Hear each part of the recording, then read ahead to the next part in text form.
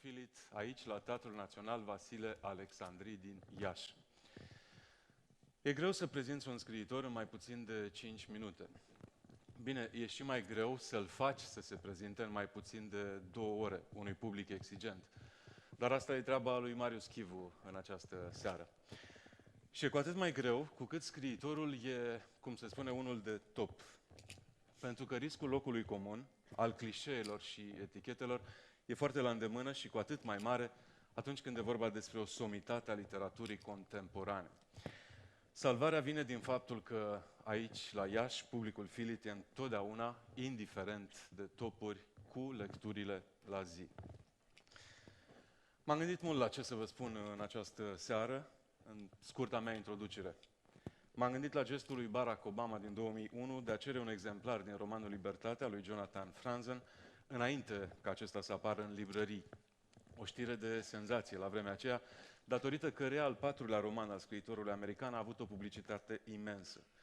M-am gândit și la scandalul generat de scriitorul american cu refuzul de a participa la celebrul Oprah Show, în același an gest despre care s-a scris și s-a vorbit imens și în presă și în social media și care a adus, deopotrivă, adversitate și, paradoxal, și multă publicitate. Oricum, succesul romanului Libertate a fost fenomenal și nu a avut de suferit de pe urma acestei istorii, nefiind stopat nici măcar de atentatele din 11 septembrie. Celebrisim în lumea literaturii contemporane, Jonathan Franzen, invitatul acestei serii FILIT, a fost inclus de New York în lista celor 20 de scriitori ai secolului 21. Dar, dincolo de celebritate, invitatul vedet al acestei ediții FILIT e un scriitor minunat. Prezența sa la Iași, în această seară de octombrie, a suscitat numeroase semne de exclamare. Și asta nu doar pe Facebook. Ceea ce spune, nu are rost să fim modești, cât de mare e FILIT acum la 6-a ediție. Și acum despre Jonathan Franzen, am la dispoziție mai puțin de 5 minute.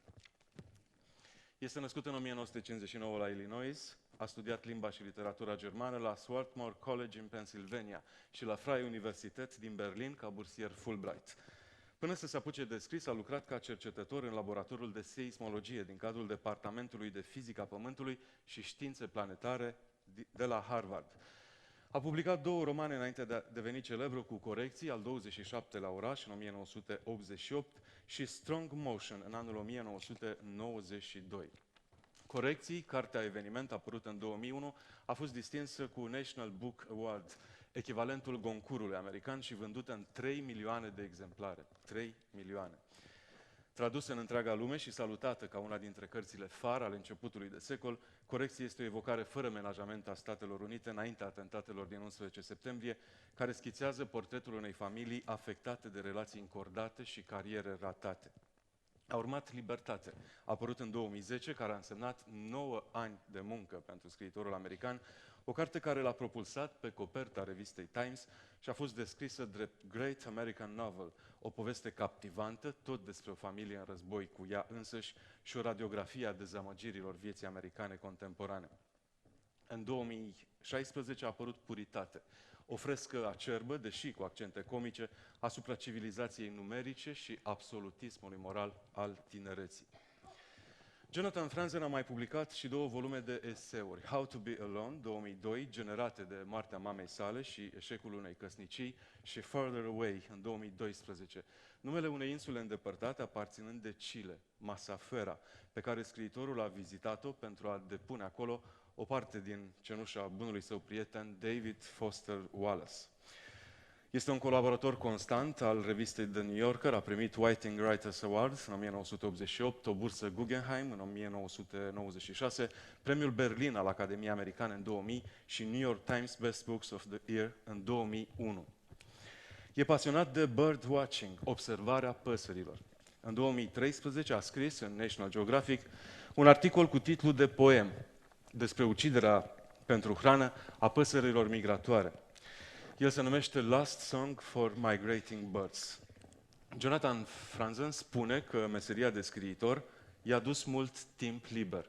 E un om cu mult simț al umorului, în puritate, unul dintre personaje, un romancier roz de invidie, care îi decis să scrie următorul mare roman american, spune: toți acești Jonathan, literatura e invadată de Jonathan. Dincolo de linia unei tradiții literare, se simte partea unei comunități în care interlocutorii săi sunt nume mari, nume pe care cu toții le cunoaștem. Jane Austen, Tolstoi, Philip Roth, Don DeLillo, Alice Munro, Jane Smiley, Stendhal, David Foster Wallace și islandezul Halldór Laxness. Preocupat de mediu și ecologie, de angoasele contemporane, arogant și sexist pentru unii, genial și vizionar pentru alții, scrie pentru contemporanii săi.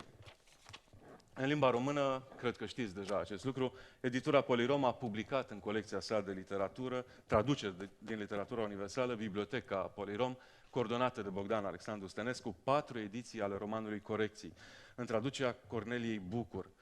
Romanul de debut al scriitorului american, al 27-lea oraș, traducere de Ion Crețu, Libertate, 2 ediții, traducere Daniela Rogobete, și Puritate, 2016, în traducerea Iuliei Gorzo. Doamnelor și domnilor, Jonathan Franzen va fi în această seară introdus. Gazda acestei serii este criticul și scriitorul Marius Chivu. Sunt emoționat să vă spun, în minutele ce urmează, Filit vi-l aduce la Iași pe Jonathan Franzen.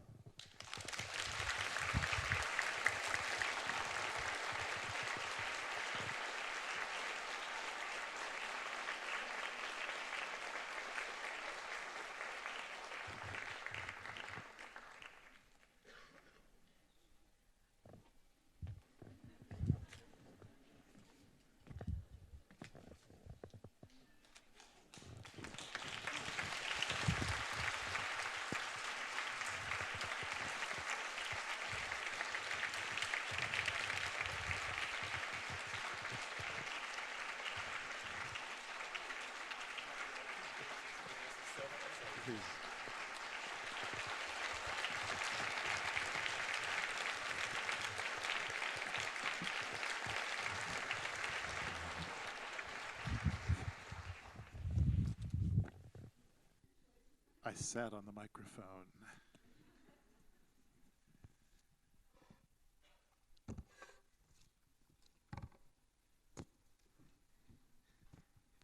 Thank you all for coming. It's my first time in Romania. And it's sort of strange to be here. I'm on my way to Africa, and I have a small suitcase. And I did not bring any clothes that are really presentable to wear on stage, so I apologize for my boots and my lack of a jacket. I'm not taking mine off, sorry. No, he offered, and I said no. One of us should look good. Well, John, here we are. Here we are. Family is how you make sense in the world, you stated once.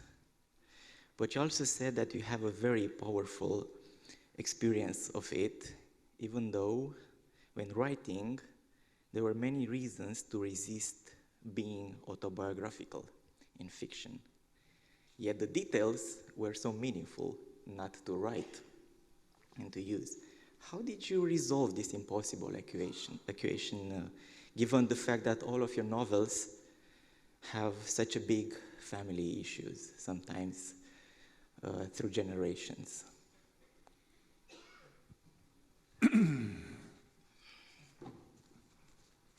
Start with the easy question, why don't you? Yeah. I wanted to start on a high note.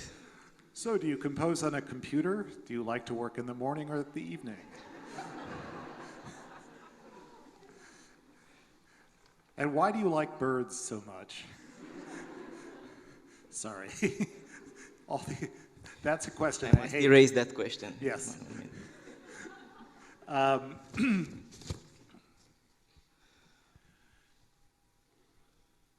Yeah, I am right now working on a family novel. And I consider it the first family novel I've written. in that it's about how people in the family relate to each other. It is several generations, like in a family. And I don't think of my other novels really personally as being family novels per se. Yes, there's a family in each of them. Although in purity, it's a very weird and broken family. But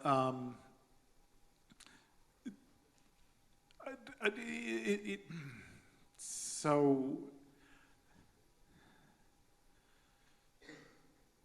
yeah, okay. I just have to forget about saying completely original things tonight that I've never said before. If it were 3 minutes, I might be able to be completely unrehearsed and say something. So what I tend to say is I find family interesting because the relationships have a built-in strength to them. They're hot, and I'm looking for hot stuff. As a, you know, it's things that have an emotional charge, things that are difficult, and also things that constrain the characters. So we have pretty radical freedom in modern life, but you can't really change the fact that you have a parent. And the parent is, whether you deal with the parent or not, the parent is there. And as a novelist, it just seems, why wouldn't you use that? It's one less thing I have to worry about. I can then pay attention to other interesting things. So when I think of the corrections, I don't see a family novel. I see a novel about 5 characters who happen to be in the same family. But I don't really write very many scenes with them interacting with each other. They're off on their own. Chip is running away from his family. Denise is terrified of getting drawn back into her family. So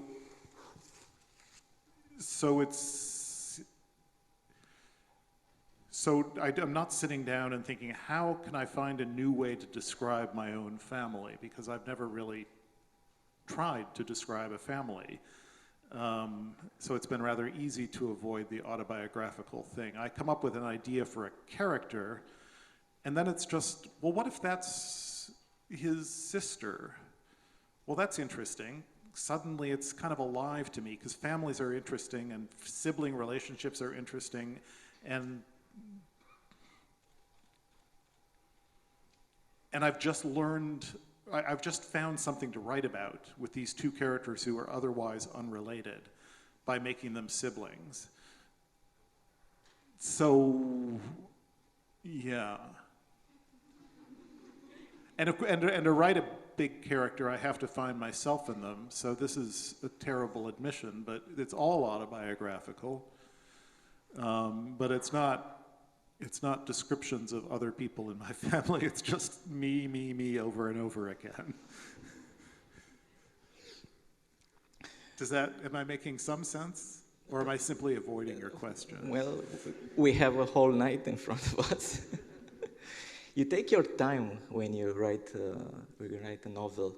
The gap between the novels are quite big because you say you have to become a different person to write the next book. There is no way to move forward without changing yourself. And that is the only thing that makes a book autobiographical. But isn't the process of becoming different, a different person, part of the process of writing a new book? Sorry, Marius is excruciatingly well prepared tonight. And just to get through my emotions. He's done a lot of reading, and this is a good time to thank him for doing this. It's a pleasure to be on the stage with you. Thank you to... Okay, I move to the next question. No, that was, well, you could.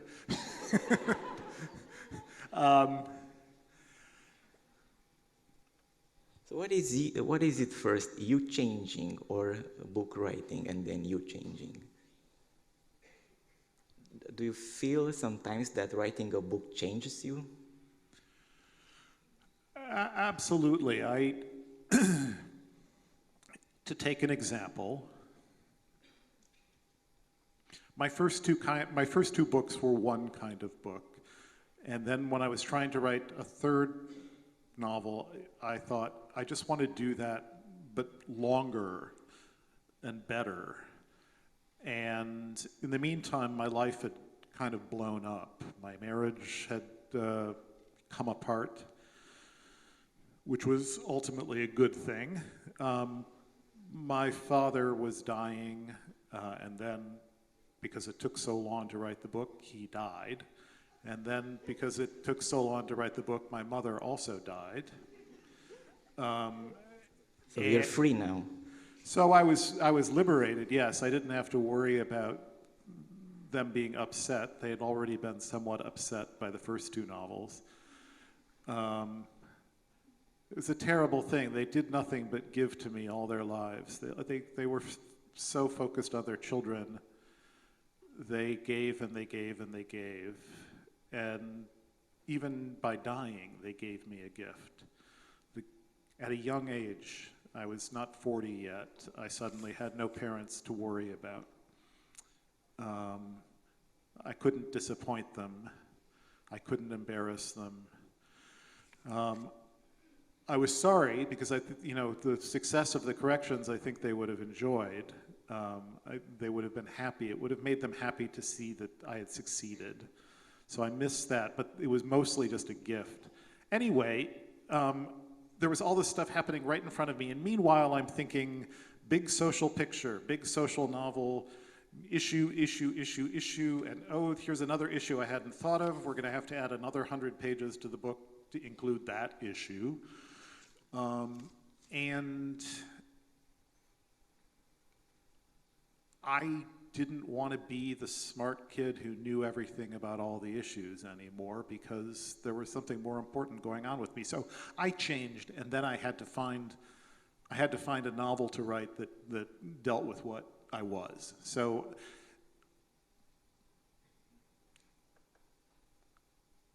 and there was nothing I could do about my parents dying.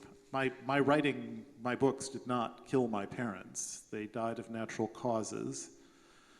It may have had something to do with my marriage ending, but these things happen.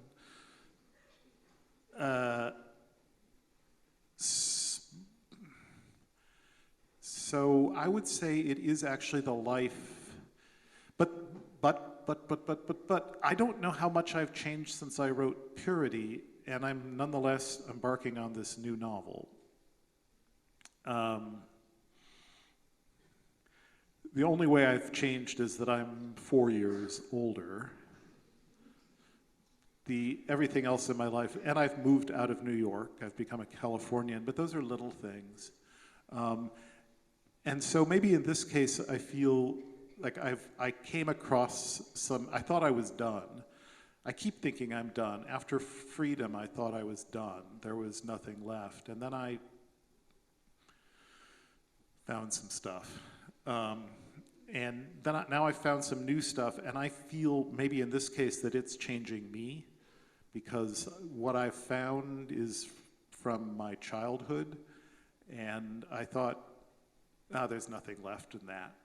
And it turns out there is something left in that. So maybe it's a back and forth. That was a very abstract question, and I've given a long and abstract answer, and I think it's time to... You're welcome. Speaking of social issues, your books comes in cycles of, seems like, at least in presidential eras. Yeah. Freedom is portrayed in the 90s of Bush Jr. presidency, Iraqi war, climate change starting being a thing. It's mostly set in 2004, actually. But Freedom, yeah. The consequences of the Bush Jr. Yes. Policy are really strong. And then Purity is dealing with the WikiLeaks phenomenon that was late in the 2000s. Do you feel you have some sort of responsibility as a writer to portray the zeitgeist of the moment? Because you always talk about, the social, the novel as a social form of art that has to be related with the world we're living in. Do I talk about that? Otherwise, someone that looks like you? I need to find and kill that person.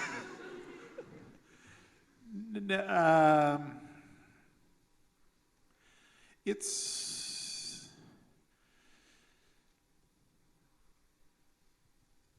fun to write about the present because it's so present. It's right there in front of you. And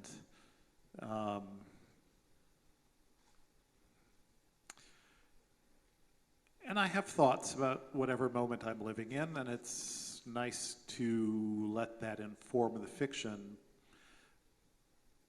And yes, the books have coincided. I had a Reagan book and then a Bush 1 book, Strong Motion, and then the Clinton book, which was The Corrections, and then the Bush 2 book, which was Freedom. And it's kind of weird, actually. And right now I'm trying to determine whether this new thing is so long that it might be several books, in which case we might be looking at 2 terms of Trump. Or whether to hurry and get it all done in 1 volume. But what happened with Obama? What? What happened with Obama? Purity was the Obama book.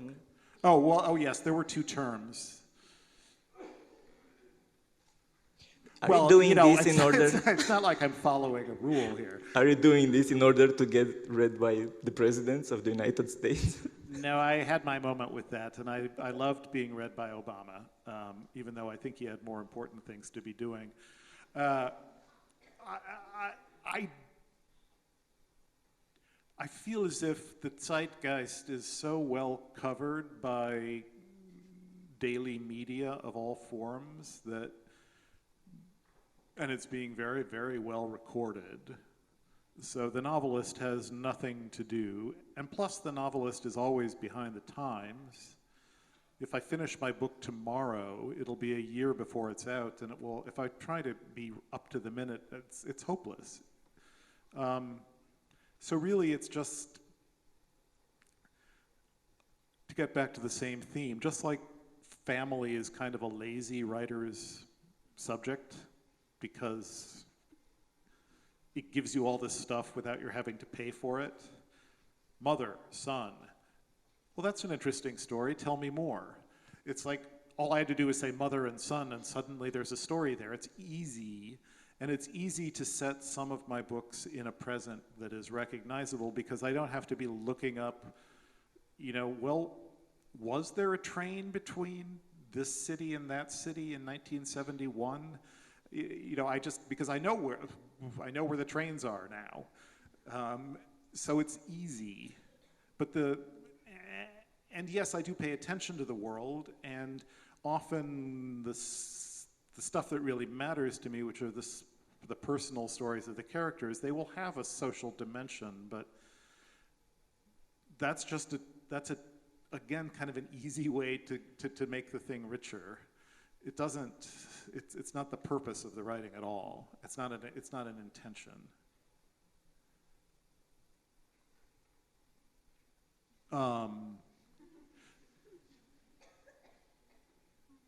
So it was clear to me that the internet is changing things rapidly, and social media is changing the world very rapidly. That makes me anxious, and I'm not sure it's a positive development. There was a poll mentioned in the New York Times 2 days ago showing that Americans don't recognize the country they live in. And that's true both on the left and on the right. Everyone feels like, whoa, what's going on? This is out of control. Who's in charge? This is terrible. Left and right feel the same way. And it's, to me, having been casting a critical eye at the internet, in particular social media, for the last 10 years, it seems like people are responding to the same thing. Technology has deranged the country. What we are doing with technology has deranged the country, and no one recognizes it, and no one likes it, actually. So that's interesting. So when I was writing Purity, I had been thinking a lot about these technologies, and you get this free kick as a novelist with each character. What is their job if they're a grown-up? And at a certain point, I thought, well, why don't we make one of this character I'd been thinking of since about 1978, and I always knew his name was Andreas. What if he's a kind of famous internet dude, a leaker? It was not. I didn't set out to write a novel about WikiLeaks or about the internet, but it was just like, well, that's an interesting job, and some interesting things will come of that. And what better than a leaker who has a terrible secret? He killed a man, no one knows. And yet he's all about transparency. Cool idea, check, let's do that. I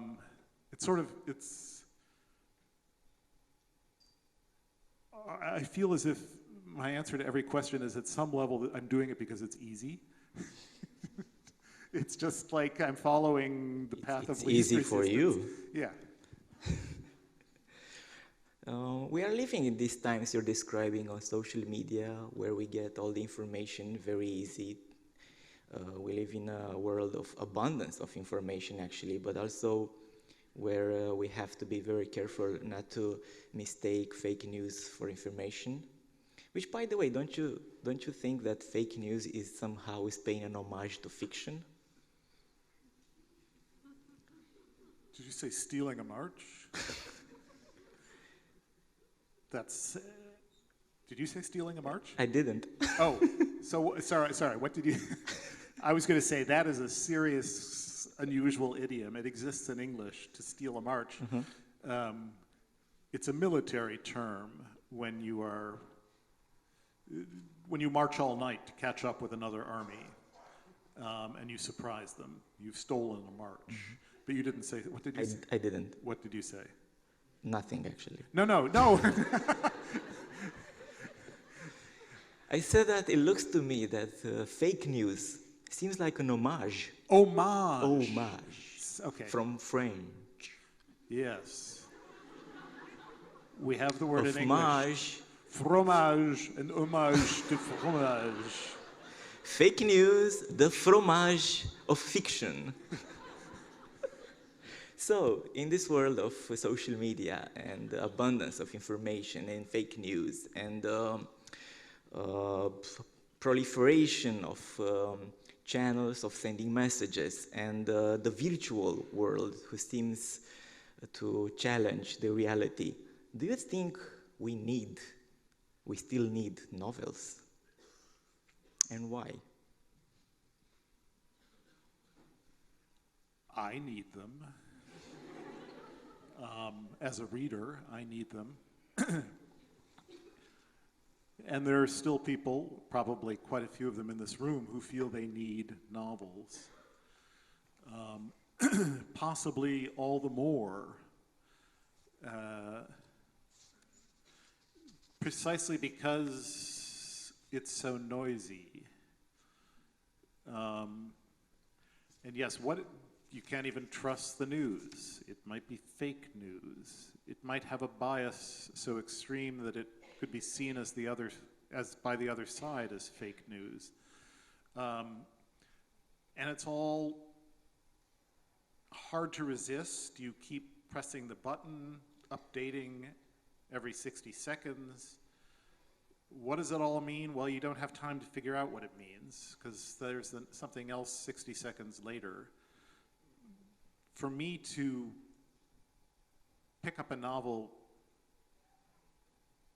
and get drawn into it puts me in a completely different head, I am experiencing time in a different way. And I'm also, blessedly, for a few hours in a world where meaning is possible. I need that. I don't have a prescription for making the world a better place, so I don't say other people need it, but I know there are those who need it. I feel as if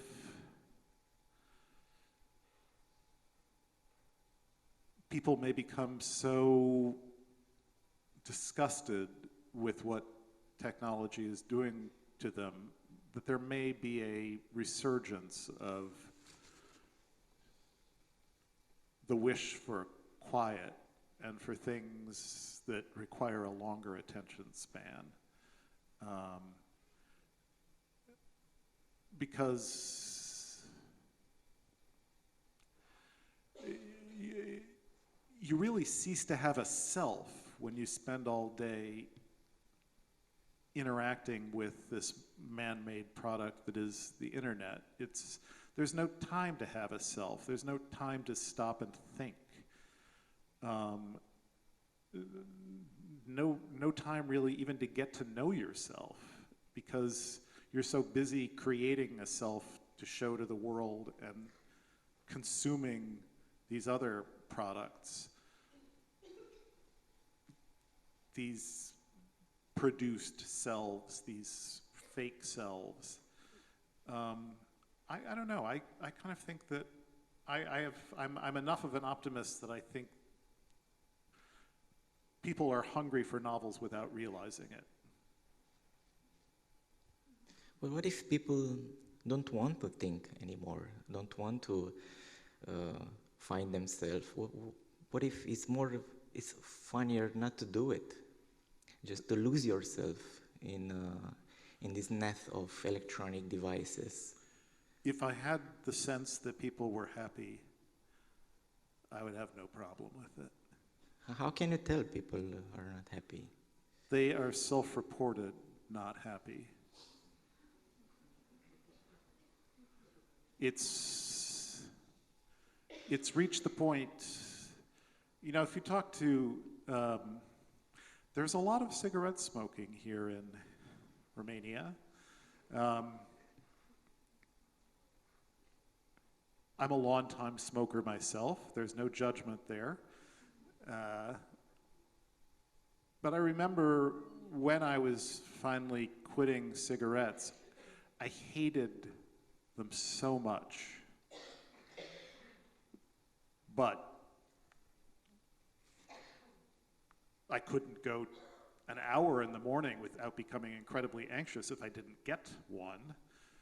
But I still hated them. It's possible to want things desperately and not be happy with having them, don't you think? You never smoke?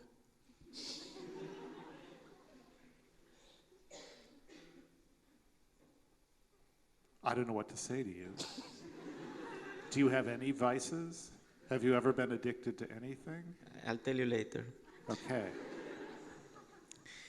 John, in Further Away... You have very frightening eyeglasses. This I can take off, not the jacket. I barely see you. You look like Bobby in Dallas. It's all right. You can put the glasses on. In a very beautiful and essential essay about your view on fiction in Far Away, you said that you dislike, among other things, weak narrative and unnecessary difficulty. But even in your books, there's a strong, complex, with a strong, complex narrative and with complicated plots.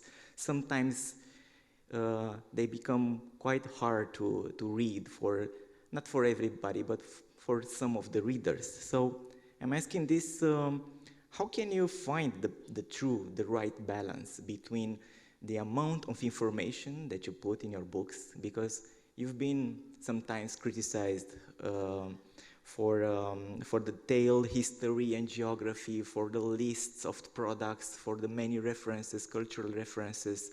So back again to the question, how do you know when you cross the line with putting too much in your books, in your heavy, complex, sophisticated books? Is there such a thing as too much in a novel? I've also been criticized for being much too commercial and trying, not being difficult enough. You can't win.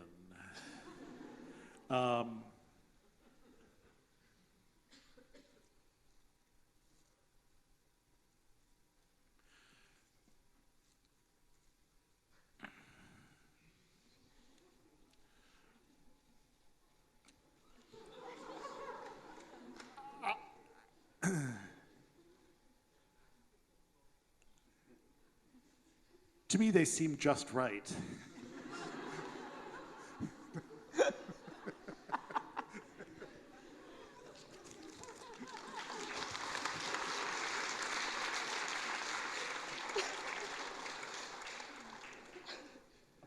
But there's an editor to whom I should give a shout out by name. His name is Lawrence Stein. He was until recently the editor of the Paris Review in New York.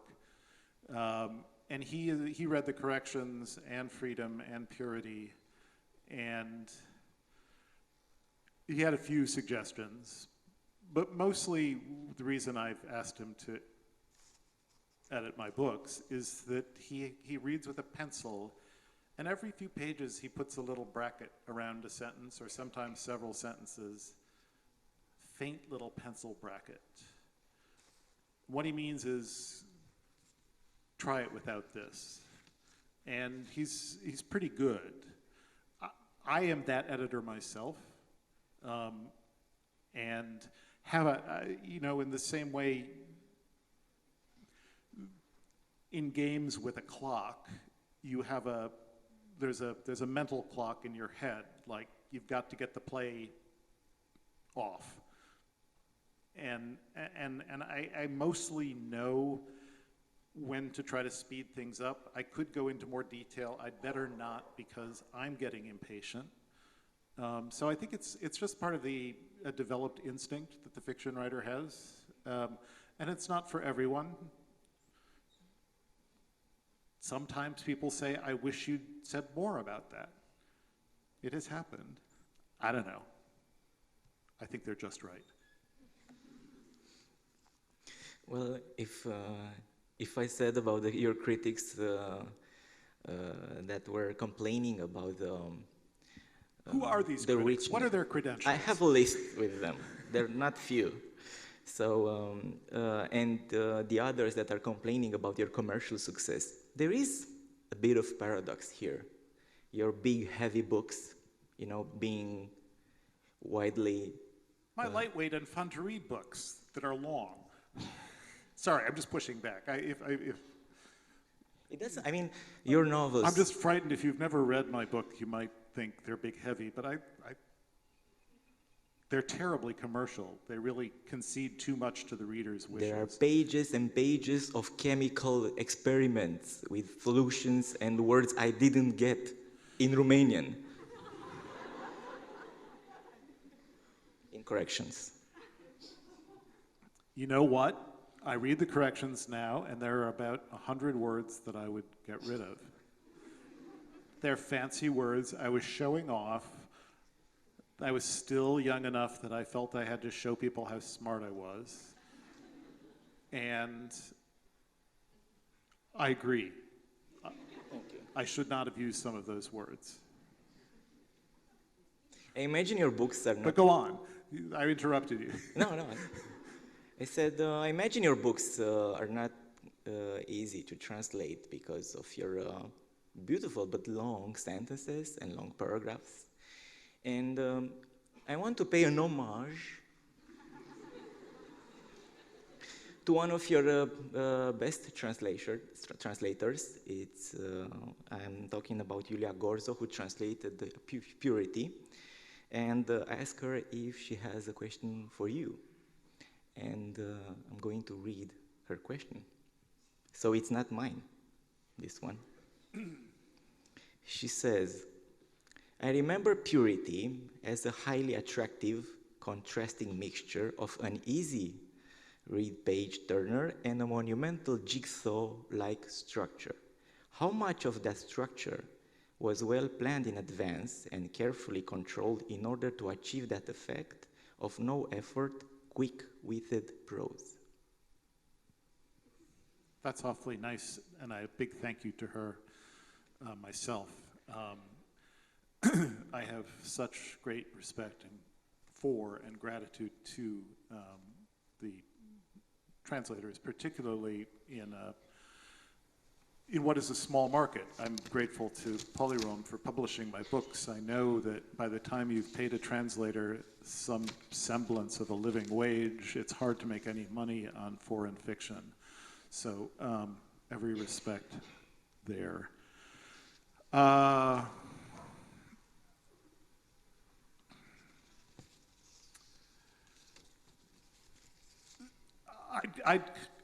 My first two novels were very plotted, and then I had this sort of midlife crisis where I thought plot was bad, that it was artificial, that it was making the characters work for the plot rather than telling the story of the characters, and so I wrote a couple of novels really with less plot. It was just telling some people's stories. There are vestiges of plot in the corrections, and it's kind of my least favorite part of it. But I thought with this book, let's try again and see if I can do it better. So I to answer her question, I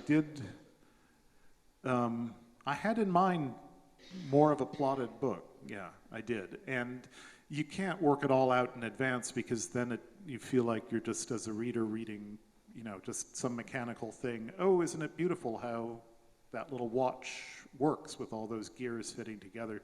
You don't want that feeling, but there was some, the broad outlines were partially known in advance.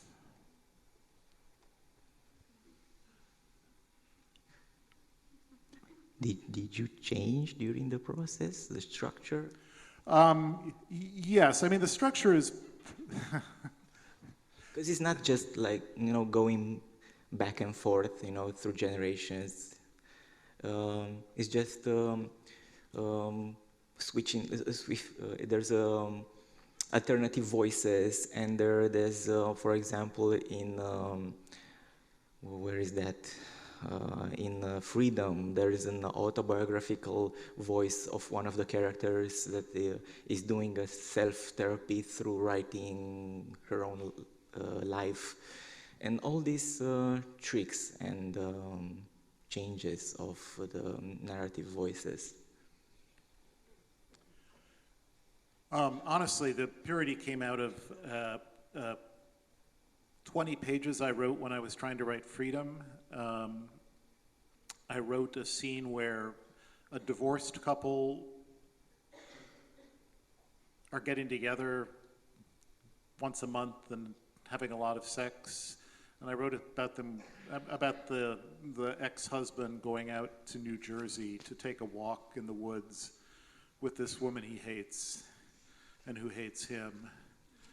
And then they have some rather brutal sex out in the woods. And, for a couple of days back around 2004, I thought, hey, this is pretty good. And then I came to work one morning and I thought, oh my fucking God, I cannot publish this. This is,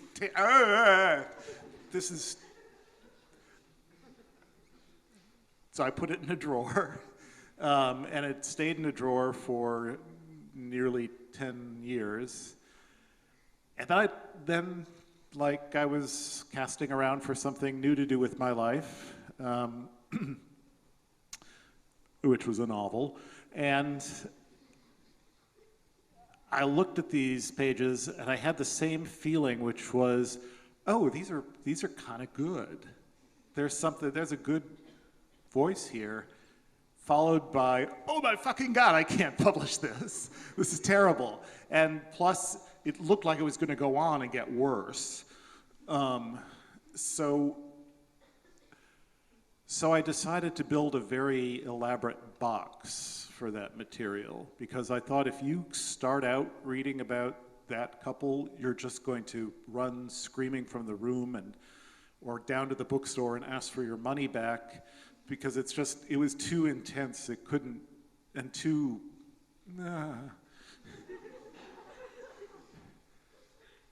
And so, and really the main thing about the way the book is constructed is, let's wait as long as we can before we inflict that on the poor reader. I wanted to write it because I figured, well, there are probably a few readers for whom this will be funny, which it is to me. So and as a gift to those readers who might find it funny or familiar, I wanted to put it in a book, but there was no way I could put it up front. So I kept like, how far back can I move this to try to be nice to all the other readers who wouldn't find it funny?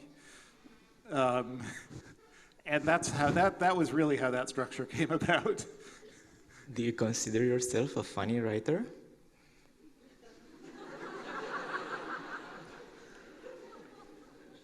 That's sort of like asking a person, do you consider yourself a very attractive person? Yes, I do.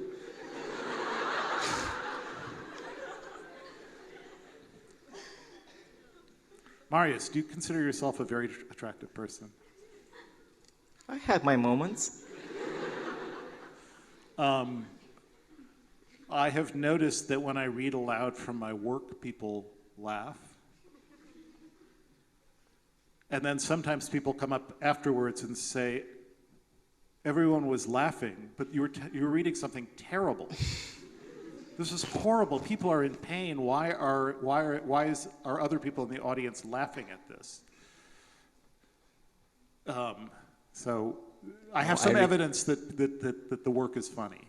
It is funny. I mean, and really, there's almost nothing I would rather be than funny in a book. And I also know that I'm getting less funny. Why, John? Why? Well, you were asking about Woody Allen backstage. Woody Allen got less funny. He's much older than you are. He got less funny at a fairly young age, starting with Manhattan. No, he can still be funny, especially when it's the Woody Allen character doing the Woody Allen thing. I think most writers who are funny get less funny. Because were you younger, you had more anger when you were... Exactly. Yeah. And what happened with that anger?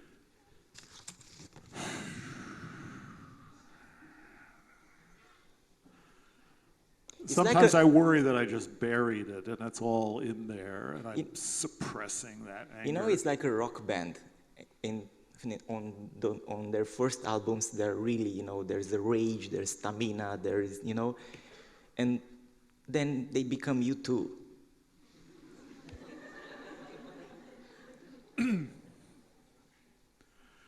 By the way, how come when you were young, the Moody Blues was your favorite band? This was a source of great shame, and at a certain point in my life, I realized it was quite funny that I was a huge fan of one of the worst bands ever to record a record. Certainly some of the worst lyrics ever recorded were written by the Moody Blues. Even their song titles were terrible. Isn't Life Strange? Is the title of one of them. But you know, when you're 13, you're asking that very question. Is it life strange? It was like, these guys are geniuses.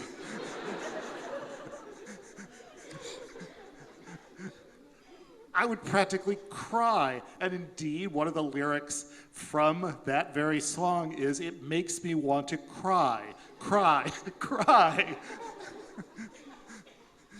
You know, when you're 14, okay, and I was 15 and still liking the Moody Blues. Somebody in a bar once bet me $100 that I couldn't sing a whole verse of a Moody Blues song, and it was just, oh.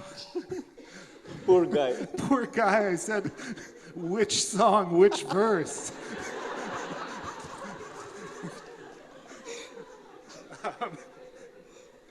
While other people were memorizing great poetry, I was memorizing the Moody Blues. Through sheer repetition of those records. We've gotten a bit afield. I can't remember the question. Yeah, good. But in your books, there are probably, in these 3 famous books translated in Romanian, there are probably more than 100 musical references. Bands, musicians, most of them are real, but some of them are fictional. And in Freedom, the character, Richard Katz, is the musician. First, he's an underground musician, an experimental musician, and then he got success and widely appreciated. He got an Emmy or something like that. Anyway, his band is called The Traumatics. His old band. His old band. His new band is Walnut Surprise. Walnut Surprise. And I was curious enough to Google the band Traumatics. Japanese band. Wait. There was a Japanese band, I checked. There's nothing on Google, but on the internet, but I found the band on YouTube. And there are 10 songs. Exactly the songs in the book. There are no more than 20, 30 views on each song. Half of them are mine. The other half are mine. No comments on that. It's like nobody listened to those 10 songs. You feel sorry. And I ask you now, what's the story of this fictional band that exists? Do you have something? This is actually the first I've heard of it. I knew that someone sent me a link to someone doing what I describe, I believe, as a rockabilly song, which is, now I've forgotten the name of it, but it's an up-tempo song. Oh, Insanely Happy is the name of Richard's song. And it's all the songs are there, believe me. Insanely Happy is described as a rockabilly song, and someone sends me a link, and it's this 1 or 2 people, I don't remember. I quickly shut the link, sort of strumming and in this monotone chanting the words. So I didn't listen any further. But, you know, God bless them. It's nice. But there was a band called the Traumatics. But so you're telling me I'm the first person who tells you this? About the existence of the band that you invented? Here's a fun fact for you. There was a band called the 27th City. It recorded 2 albums, actually 1 EP and 1 album. It was in Chicago. And I'm not sure how this came to my attention. I think somebody saw a flyer for the band 27th City. It's the name of my first novel, which did not take the world by storm.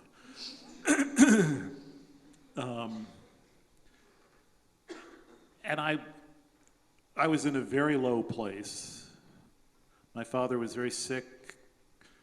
I was having the experiences that I would later fictionalize in purity, in marriage.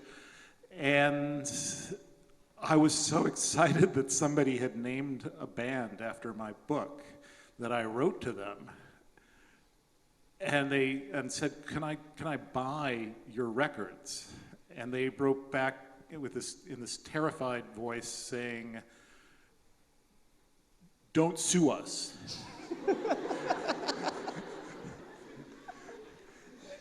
And so I actually had to get a friend to buy those 2 records of the 27th City.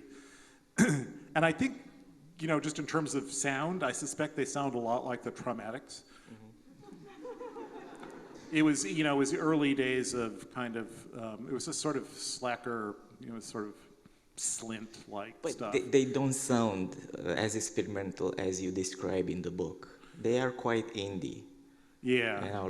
Today's indie. Yeah. But anyway, the Walnut Surprise, there's also a video with a song interpreted by Walnut Surprise, but it's just an instrumental song. Oh, I'm disappointed. Yeah, me too.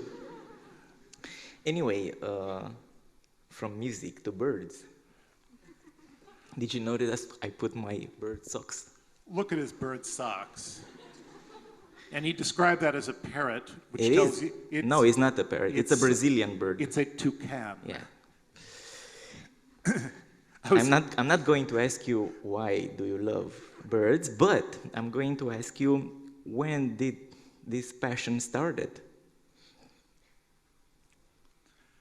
And why? As we were walking over from the hotel, I was telling, we were talking about, is there anything we can't talk about? And I said, there's only one question I don't like. But I put my socks. But you said there were parrots on them, and they're toucans. I could take my glasses off and still identify those as toucans.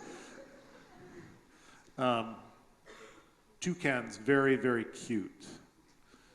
Not nice birds.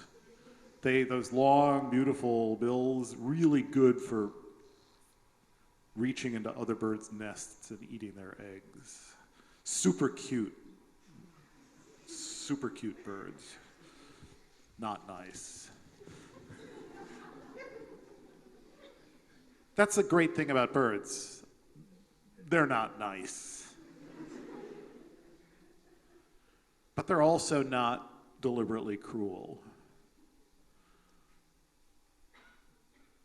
So it becomes kind of a toss-up. Human beings capable of niceness. Human beings capable of deliberate cruelty. Unspeakable violence against their own kind. For what? For some disagreement about religion. So it's kind of a toss-up. You get less of one with the bird, but less of the other as well. And really, as I've written, there's a very common penguin in the southern oceans. It's called the king penguin. It's about this tall. It's not quite as tall as the emperor penguin, almost. It's even more beautiful than the king penguin. And I once, in an essay, imagined people from another planet landing on Earth and being presented with a king penguin and a naked human being, and asking, which one's better looking? Just aesthetically, what's the more attractive species here? And I feel like you could interview 10,000 different civilizations from multiple galaxies, and every one of them would say, oh, the penguin is a good-looking animal. So... The penguin is also a bird. Penguin is absolutely a bird. This is the thing. Birds are beautiful. Birds are way more beautiful than we are.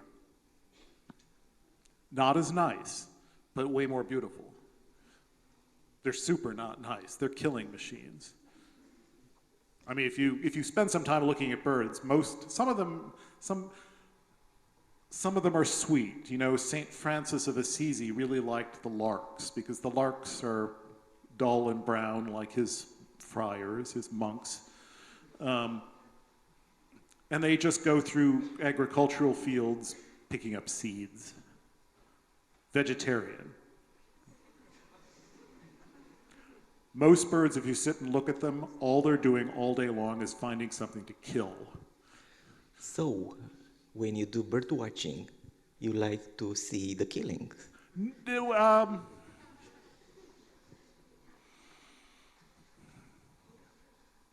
They're just so cute when they're killing.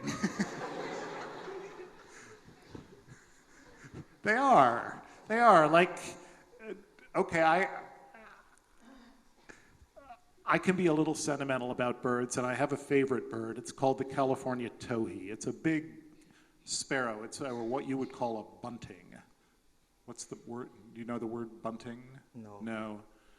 Parrot? Toucan? Good. Let's keep guessing. No, they're you know, like the goldhammer, the yellow hammer. It's a common bird. If you walk in the fields, it's this little bird, and it's got a bright yellow breast and some yellow on the face.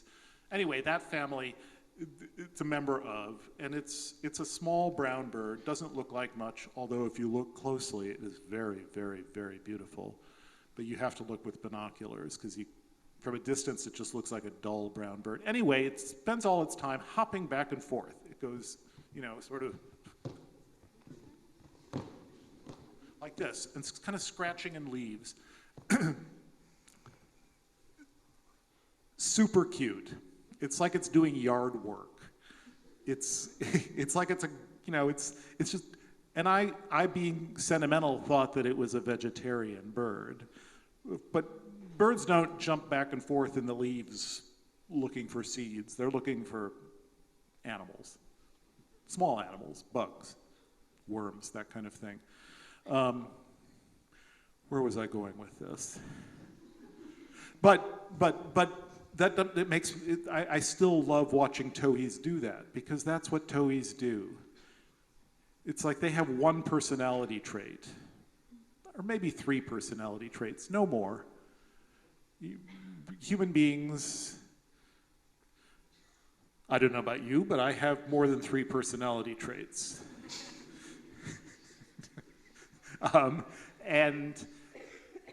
Because you like to think and to discover yourself.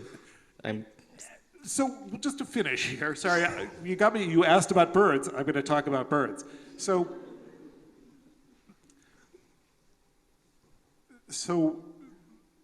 individual species of bird do the same thing all day. If you're a flycatcher, you perch on a little branch and wait. A bug flies by. You fly off the branch, grab the bug in your bill, fly back to your branch, and swallow it. And then you wait for another bug to come by. They do that all day long. It's very different from what the towhee does, scratching in the leaves. So they have these very, very, and that's what a flycatcher does. But if you pay attention to the entire world of birds, well, it turns out there are like 5,000 personality traits. Slight exaggeration, 1,000. So in fact, the world of birds is much more interesting than a single person is. I was about to ask you if this bird watching thing, do you find it somehow related to the process of writing with the spirit of observation?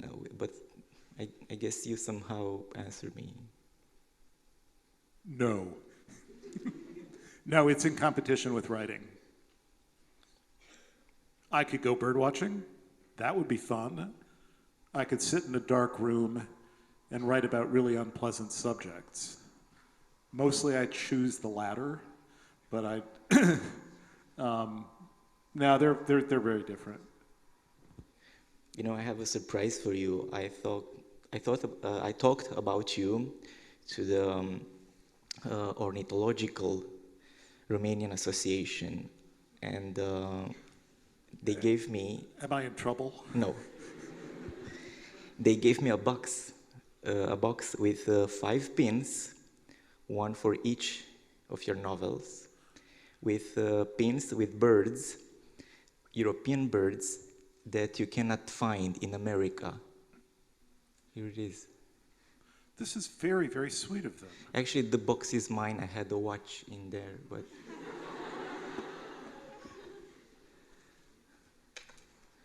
And they wrote the name in Romanian and also in Latin, so you can identify each species. Shell duck. Yeah, no, this this would be good. I mean, I'm pretty good at birding now, but getting a positive ID on a pin, I know that one. That's a spoonbill. Lopatar. Bee eater. These are absolutely birds that never occur in North America. Prigoria. I believe there are a few vagrant records from Alaska for this bird. Pițigoi albastru, mă îndoiesc.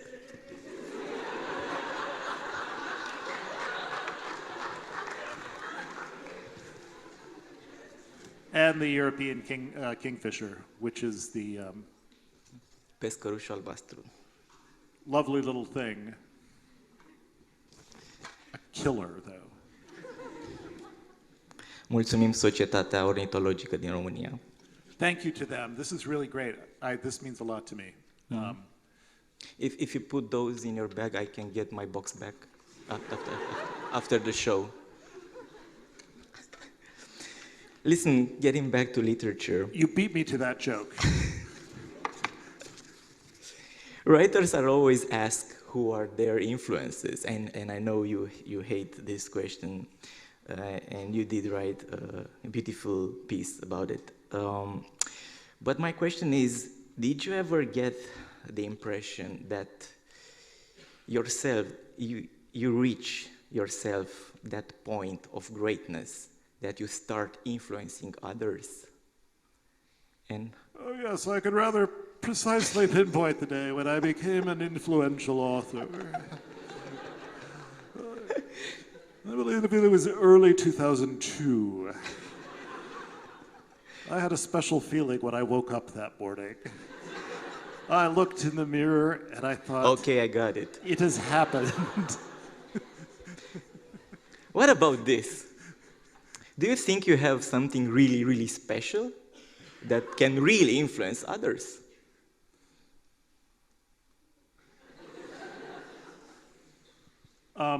No, it has been a sad discovery that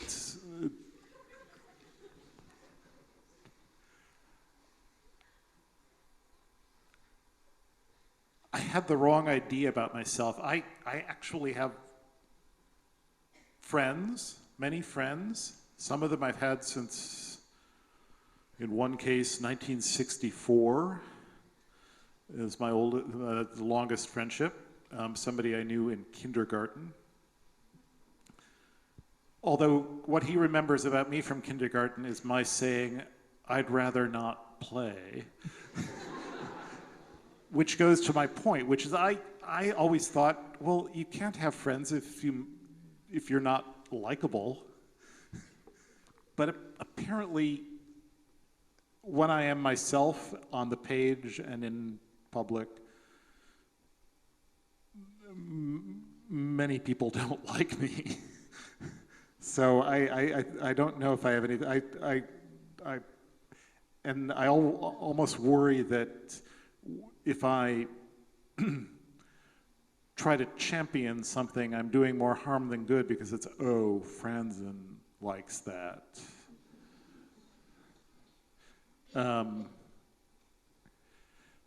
So I don't know.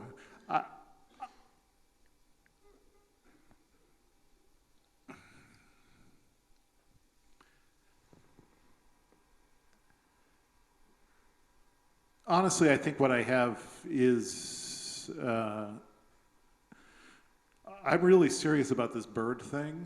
I know, and my agent tells me there are people who think you talk too much about birds and wish you would just stop talking about birds. I say to my agent, Susan, who are these people? Do you trust them? She says, I don't know, just people, I'm hearing this. So my suspicion is it's one person and it upset her. But maybe it's more than one. Anyway, I do feel I have a special feeling for birds. To my surprise, did not see that coming even 20 years ago. If you told me I was a bird guy, I would have been embarrassed for myself. And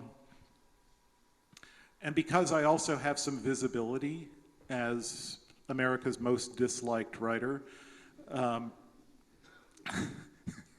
Is it because they put you on the cover of that magazine? I'm sure that didn't help. Yeah, it didn't help.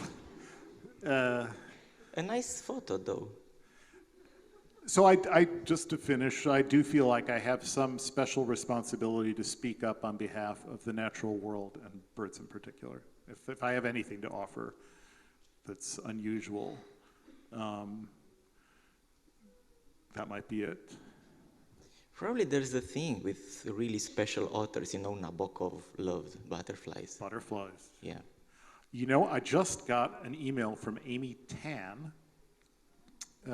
noted American writer, very fine writer, saying, I've fallen in love with birds. And she included a photograph of a drawing she'd made, and it was a stunning, beautiful drawing of a dull little sparrow, this bunting thing that we can't seem to find the Romanian word for. Yeah.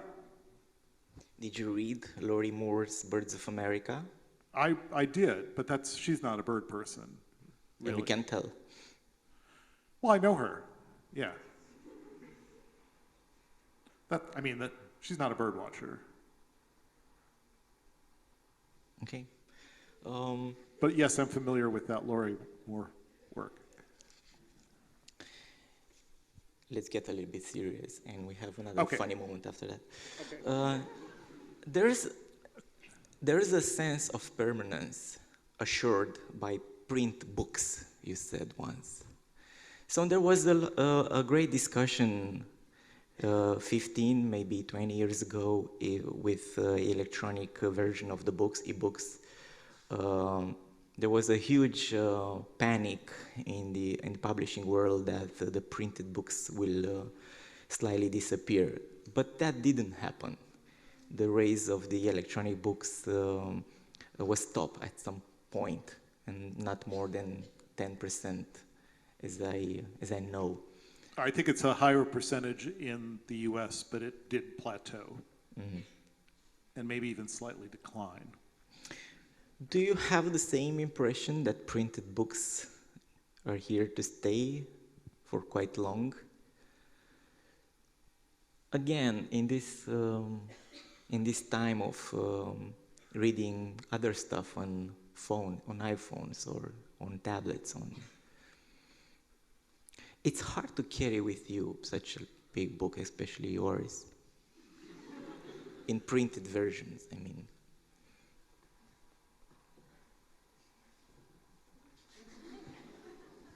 That's $23.95 late. Sorry.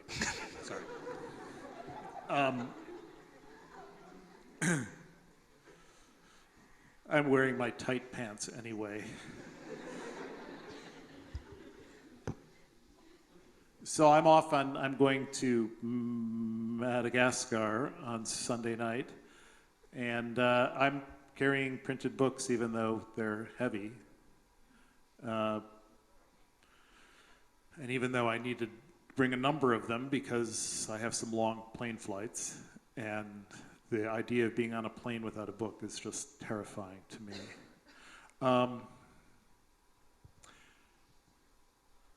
You know, somehow life went on before we had ebooks. People still managed to carry the books around and read them.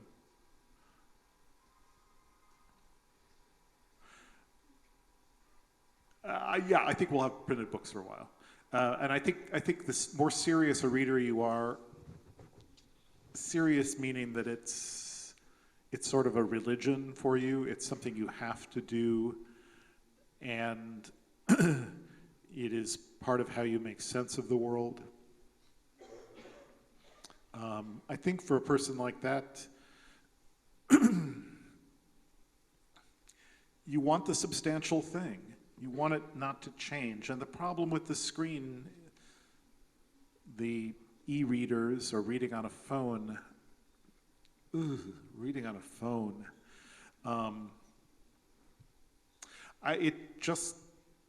it's not the same thing. This is what writing is supposed to. When you work hard on writing, and I work very hard on my writing, you want it to end up in some permanent form. If it was just throwaway, I work hard on my email and on my texts, but not 1/100th as hard as I work on something that's going to be in print. And it's because it's going to be in print and not changeable and not thrown away that I work so hard on it. So I think for the serious reader, that's not going to go away. And I also know a lot of people who are just, maybe their books aren't that important to them, but they tried reading on their phones. There's a wonderful new book, I hope it's coming out in Romania. It's called The Mars Room by Rachel Kushner, a good American writer. And if you read English, I recommend going out and getting it or getting the e-version of it, except not, because I just had a friend over for dinner 2 weeks ago, and we were talking about books, and she's a good reader. We like the same things, and she mentioned The Mars Room, and I said, did you like it? Because I think it's a knockout. It's the best novel out by an American in a couple of years. She said, And I was stunned. And I said, but didn't you like this? She said, oh, yes, I did like that. And didn't you like that? And she said, yes, I did like that. The next day, she emails to say, I went out and got the book as a hard book, and I started reading it, and I realized the problem was I'd read it on my phone. I thought I'd try reading a book on the phone, and it was a completely different experience. And what I was disliking was not the book, it was the experience of reading on the phone. So I think that is there, and I think that's why, even though it is much more rational, that's why ebook sales have plateaued. I like when you say serious reader. What is a serious reader? Stephen Colbert asked me that. Thank you again.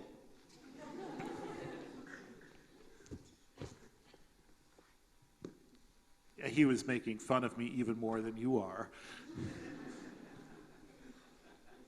I am not. That's. And here's what I said to Stephen Colbert. I caught him off guard.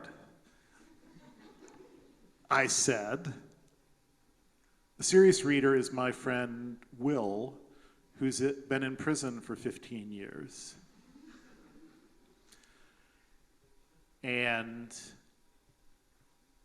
he went in at a young age for a sex crime, consensual sex that was prosecuted in Texas, got a long sentence, and books saved his life, basically. He was a sensitive kid, 20 years old, in prison, and he just started using the prison library. And in the prison population, there are the people who are unhappy, and in most cases are going out to rather, when they do get out, if they get out, are not going out to good opportunities and good lives. And then there are the lucky few who are reading and who depend on books and who depend on the prison library, and it makes sense of their life. And he's reading, he started reading, I heard from him because he'd read the corrections, but he was looking for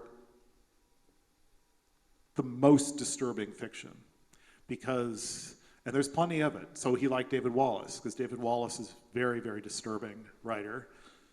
Writes about people in extreme situations. Same thing with George Saunders. He sought out the darkest and most disturbing work, and to have someone make something beautiful out of that kind of darkness was life-saving for him as a prisoner. That's a serious reader.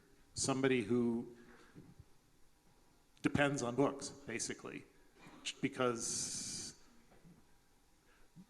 the pleasure and the meaning that they get from them are personally significant. That's a serious reader. Well, speaking of sex,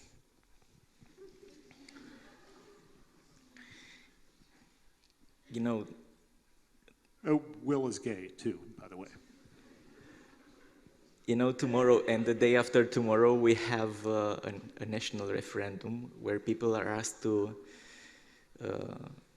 agree or disagree with a certain article in the Constitution that states that should be redefined, the defining family as a marriage strictly between men and a woman.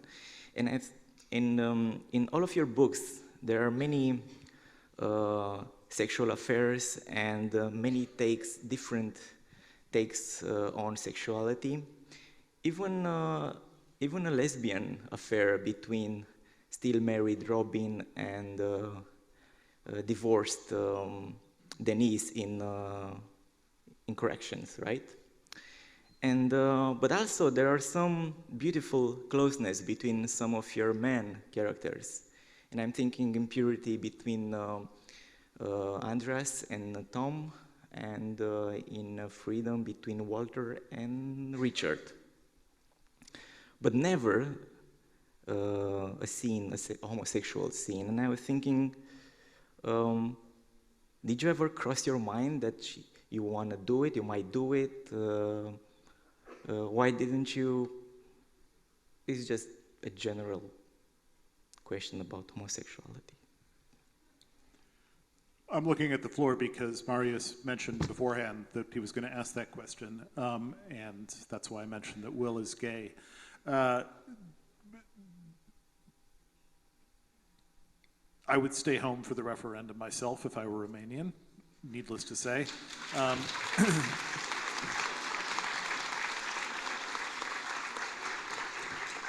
But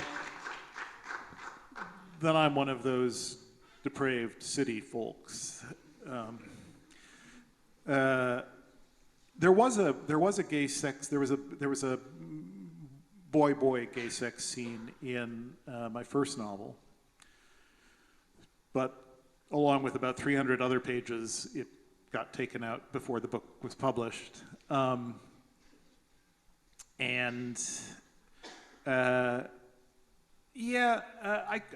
could. It's because I love the lesbian scene, you know. Really, really well written and emotional. And thank you very much. It's a little embarrassing. It's embarrassing as a male writer. There's a certain embarrassment factor to just writing about a female character. There's sort of embarrassment for any writer writing about an experience that is not their own.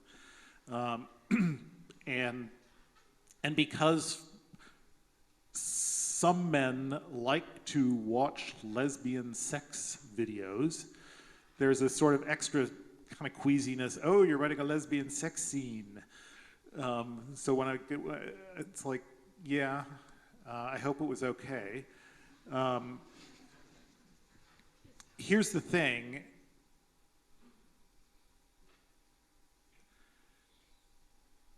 It's a lot easier for me to imagine being a lesbian having sex with a woman than a gay man having sex with a man, because I've had sex with a woman.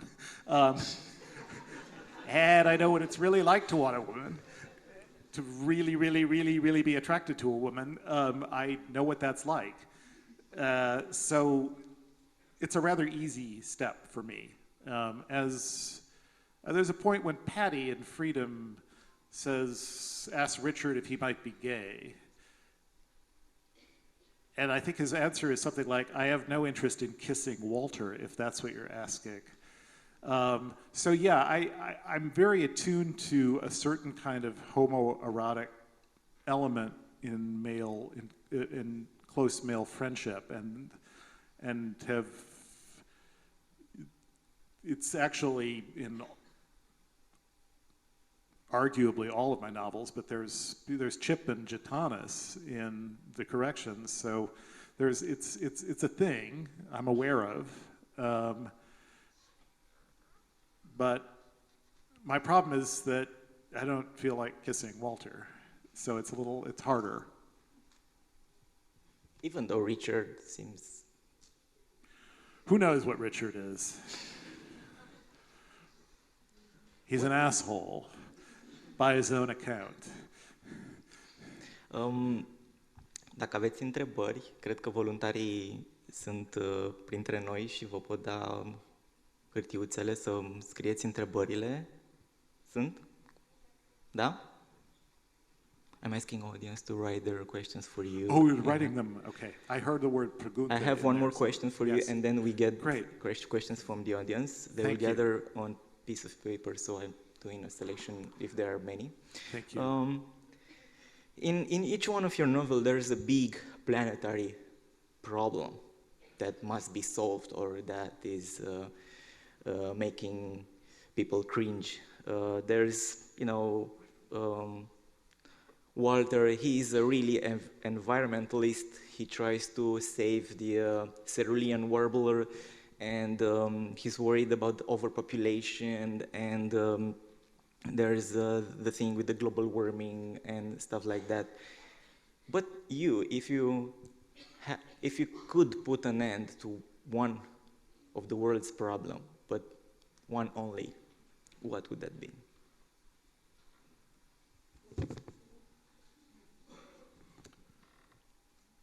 No one has ever asked that question.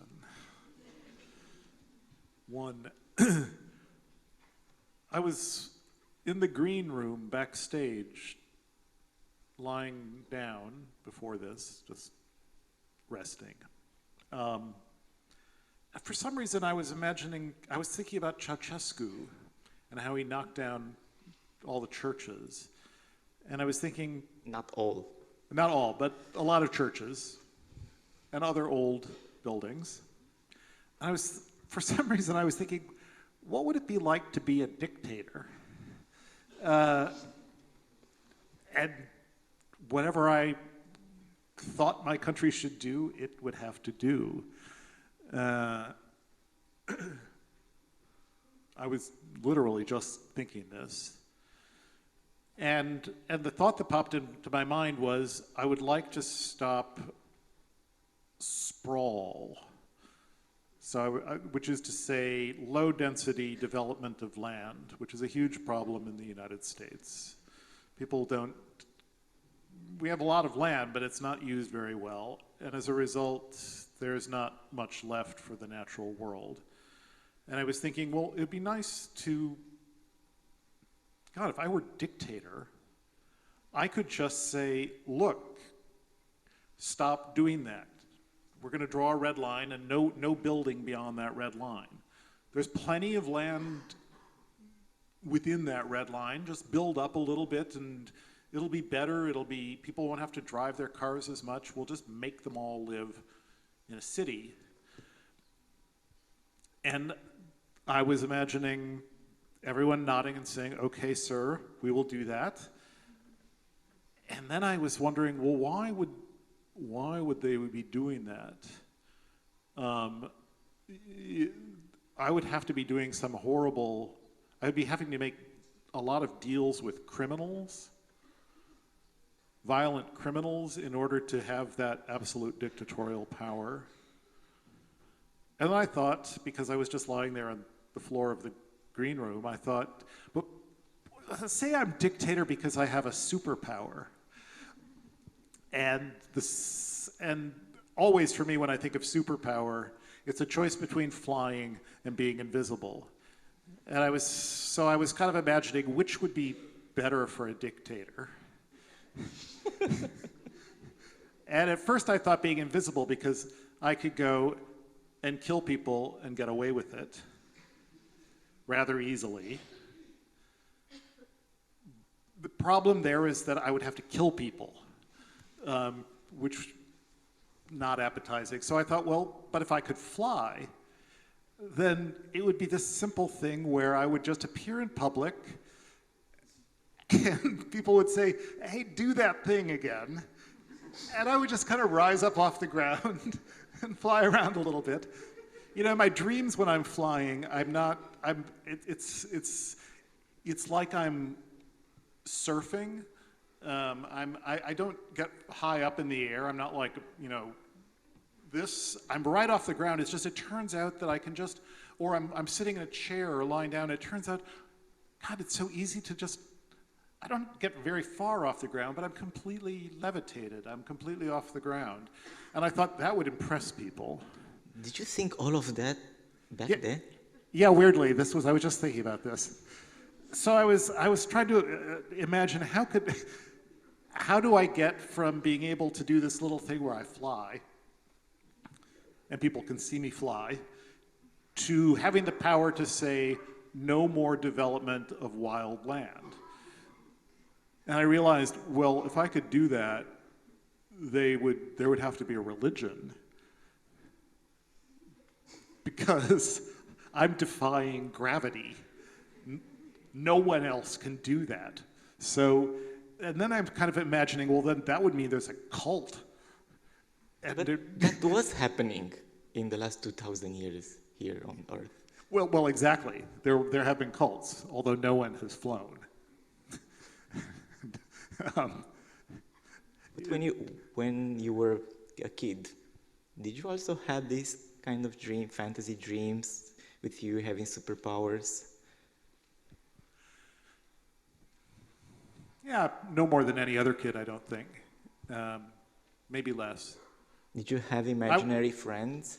I was more into books about talking animals. I really liked books about talking animals.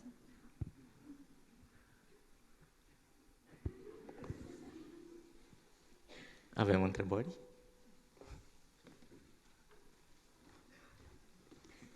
It's like the Oscars.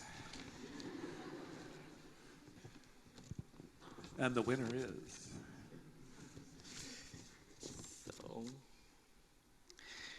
Thank you all for coming tonight. And I want to say thank you to Raisa Beku, I think is how you say your last name. She's the one she's really the reason I'm here. She wrote a little public letter on the back of a magazine that was sent to me. And we exchanged emails, and she said, I hope you come to Romania sometime. And then Florin has been inviting me. Florin, who does a wonderful job with this festival, but I don't think it would have, I think it was her saying, hey, come on over, that tipped the balance for me. So wherever you are, Raisa, thank you for that. Nice to be here.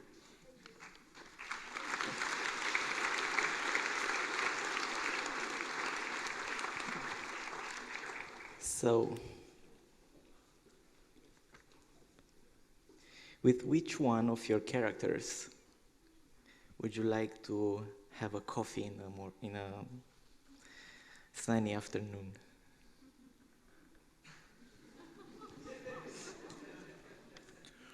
With which one of my characters would I like to have a Sunday afternoon coffee? I don't think my second novel has been published in Romania, but the main female character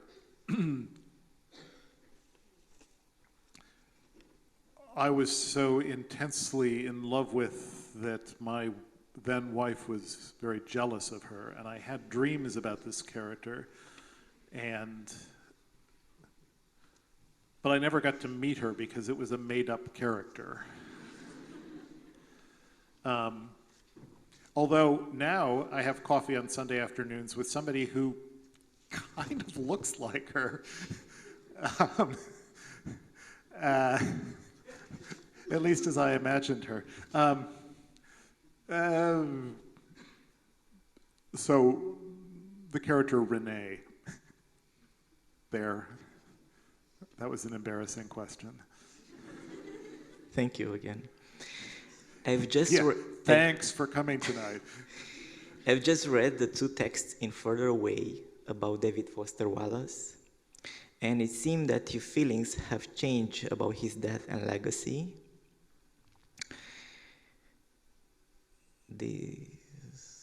There was a lot of anger. How is your memory about David, your friendship, his legacy? Well, there is that long essay about all that, which I'm not going to try to clumsily put into a few sentences.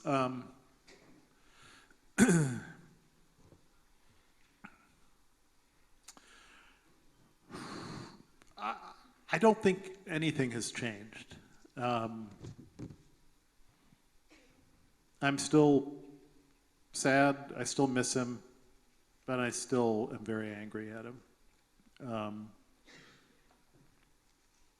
And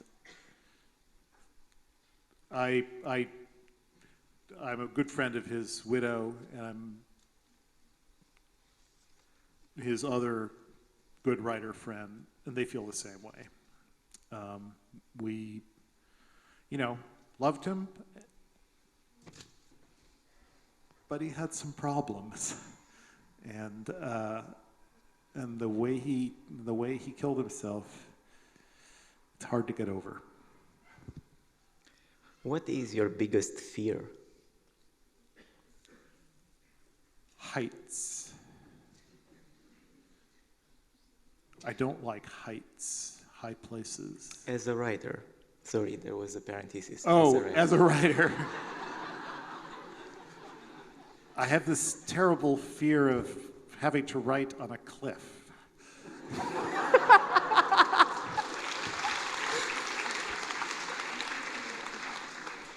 I think most writers who are my age would say the fear is one day you will not be able to write another sentence that is worth keeping. Speaking of sentences, what's your favorite line from any of your books? Oh, so many to choose from.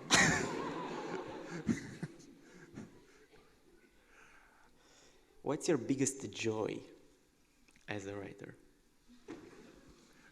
My biggest joy as a writer? Or biggest joy, period? Bigger joy / as a writer? You choose. That's a very sweet question.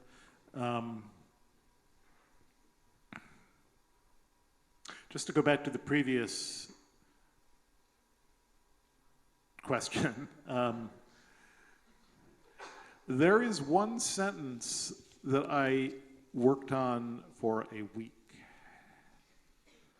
Got up in the morning, rewrote, and then rewrote again several times for a day, and did that for about, honestly, it was 4 days. But I spent 4 days working on one sentence. That is the first sentence of my first book. So in a way, that might be my favorite sentence just because I put more labor into that one sentence than I put into any other. It had to do a lot. It had to kind of strike the right tone. This was also the last thing I did. My first book went through several major cuts. It's still very long, as Marius, and very dense, as Marius would tell you, but it was much longer and much denser. And I took out all sorts of things, including the gay sex scene, and rearranged some stuff to make it more commercial. That is to say, reader-friendly. It was just, I didn't have a first sentence. And it's like a nightmare situation for a writer. You've got the whole book. Oh, if only we could figure out what the first sentence is. If you're not a writer, maybe some writers would think, oh, easy, well, then you just write the first sentence. For me, it was, how do I get into this thing? I know what the second sentence is. Actually, it was really the first paragraph, but it was the first sentence in particular that had to somehow make the rest of the 500-page book work. So I'm not kidding. The fact that sentence is kind of interesting and okay to read, because you know what happens when you rewrite something 100 times, is it goes completely dead. And so I think first sentence of my first book. Okay. Yeah, biggest joy, getting that sentence written would be the obvious funny thing to say. I think in a general way, You know, seeing the person I live with and have a life with every day, and seeing pretty much any bird.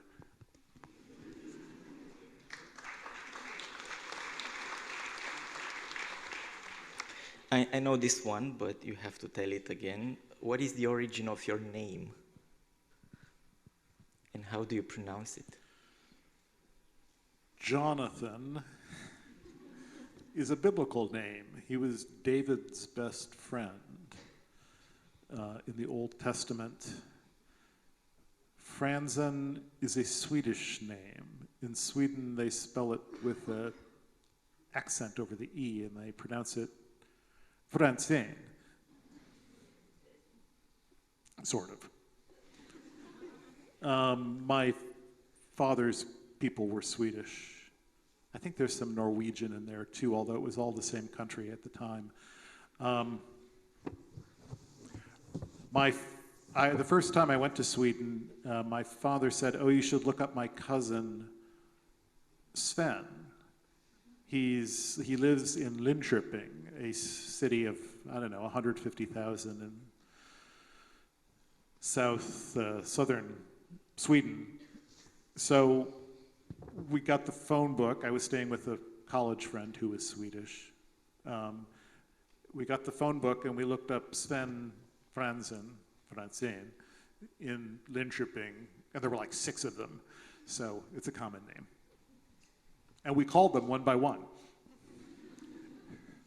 Do you speak Swedish? My Swedish friend, I don't think I can say it right anymore, but taught me the sentence, "Känner ändra med bindningar."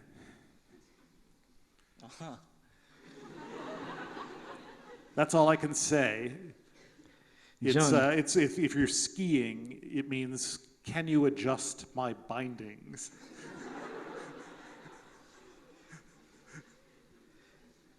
What would you think the kids today, the teenagers, should read? Oh, Jesus, anything, anything that's not Facebook would be a start.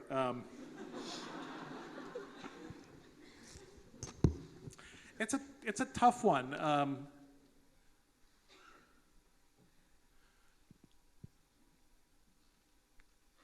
In the U.S., it's people are losing the ability to sit still long enough to read, and I think if you get handed an electronic toy to play with when you're 2 years old, even by the time you're 5 years old and learning to read, you've had 3 years of expecting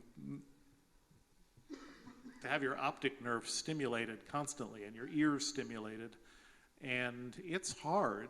So I would.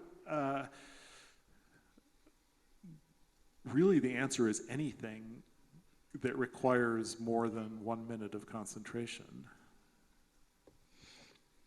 Yesterday evening, in your place was the Icelandic novelist Jan Kalman Stefansson, and he was asked the very same question as this one. A competition has arisen.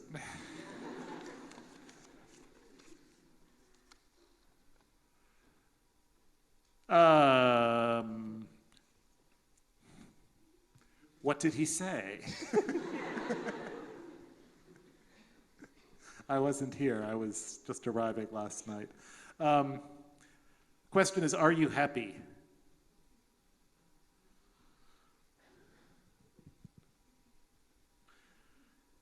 At the moment, I've been drinking so much water that I'm looking forward to going backstage.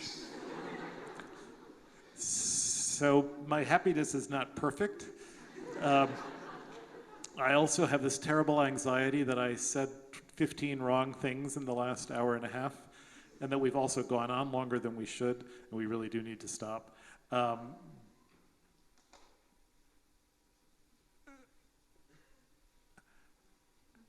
Isn't happiness retrospective? Isn't it more a thing where you say, yeah, I was happy then, I was not happy at that other time? It seems to me a question you can't answer about a present moment. Or shouldn't answer about a present moment. How do I really know if I'm happy now? It may turn out, because after all, looking back, things look different. There must have been moments during 1993, which was the worst year of my life, when I would definitively say that entire year I was a very unhappy person. And there is much evidence to show that I was a very, very unhappy person.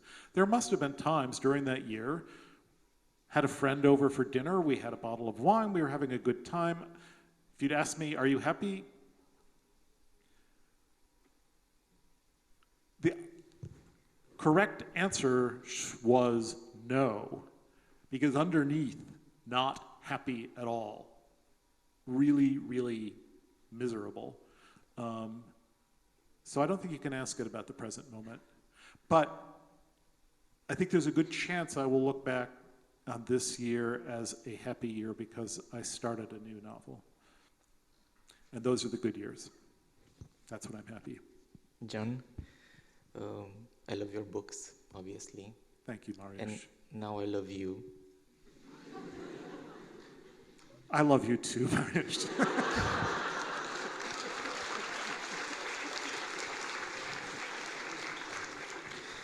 Thank you for taking such a long trip to Romania, and have a nice time in Madagascar watching birds. Thank you. We are waiting for your novel, and Thank you very much, guys. Have a good night.